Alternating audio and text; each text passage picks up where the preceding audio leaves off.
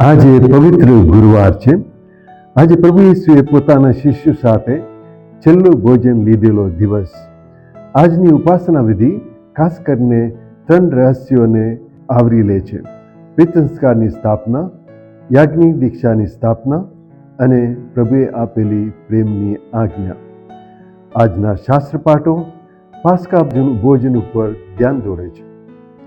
પ્રથમ શાસ્ત્ર પાઠમાં યહૂદી પ્રજાનો મિસર દેશમાં છેલ્લો દિવસ હતો. એની આગલી રાતે તેઓ પાસ્કર ભોજન લેતી વખતે પ્રભુનો દૂત તેઓના ઘર આગળથી પસાર થયો અને મિસર દેશના દરેક પ્રથમ જન્મેલા બાળકને અને પશુને વધ કર્યો અને તે રાતેથી યહૂદી પ્રજા ગુલામીમાંથી મુક્ત થઈ. પ્રભુનો આભાર માનીને અને એની સ્ફૂર્તિમાં તેઓ પાસ્કા ભોજન લેતા હતા. બીજા શાસ્ત્ર પાઠમાં સંત પાઉલ પ્રભુના છેલ્લા ભોજન વિશે વર્ણન કરે છે. શુભ સંદેશમાં સંત યોહાન પ્રભુ ઈસુના શિષ્યોના પગ ધોવાની ક્રિયાનો ઉલ્લેખ કરે છે.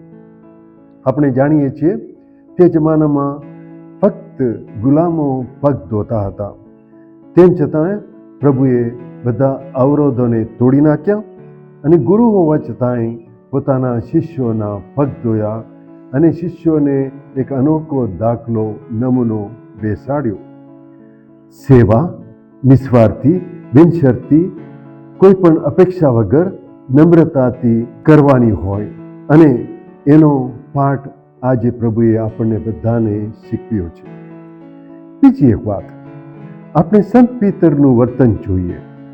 સંત પિતર ઈચ્છતા હતા કે પ્રભુ એની મરજી પ્રમાણે ચાલે, પોતાની ઈચ્છા પ્રમાણે પ્રભુ કામ કરે. પણ પ્રભુએ સંત પિતરને સ્પષ્ટ શબ્દોમાં કહ્યું, એવું હોય તો તારા અને મારા વચ્ચે કોઈ સંબંધ નથી. તરત જ સંત પિતર ડરી ગયો અને પ્રભુને સંપૂર્ણ શરણે થયો. ઘણી વખત આપણે પણ આપણા જીવનમાં કે પ્રાર્થનામાં સંત પિતર જેમ વર્તીએ છીએ અને પ્રભુને ફરમાવીએ છીએ, મારી ઈચ્છા પ્રમાણે પ્રભુએ વર્તવું જોઈએ. એ તદ્દન ન્યાય નથી, શક્ય નથી અને હિતાવત પણ નથી. આપણે યાદ રાખવાનું, પરમપિતા આપણા અત્યંત ભલા પિતા છે. આપણને શું જરૂર છે, શું જરૂર નથી, ક્યારે જરૂર છે, ક્યારે જરૂર નથી, એની એને ખબર છે. અને જે જરૂર છે એ આપણે યોગ્ય સમયમાં ખરેખર આપશે જ. આ અડગ શ્રદ્ધા આપણામાં હોવી જરૂર છે. વાસ્તવમાં આપણે નમ્રતાથી પ્રભુની શરણે થઈને એમની ઈચ્છા આપણા જીવનમાં ફલિત કરવા પ્રયત્ન કરવા. આજે હું બધા ધર્મગુરુઓને અભિનંદન પાઠવું છું અને બધા ધર્મજનોને અનુરોધ કરું છું કે તમે તમારા ગુરુજનોનો, યાજ્ઞિકોની જતન કરો, એમની પ્રેરણા આપો, એમની કદર કરો. એમનાથી કદાચ ભૂલ થઈ હોય એમને અંગત જઈને સારા શબ્દોમાં કહેજો અને દરરોજ તમારા કૌટુંબિક પ્રાર્થનામાં ભાદરો માટે પ્રાર્થના કરતા રહેજો.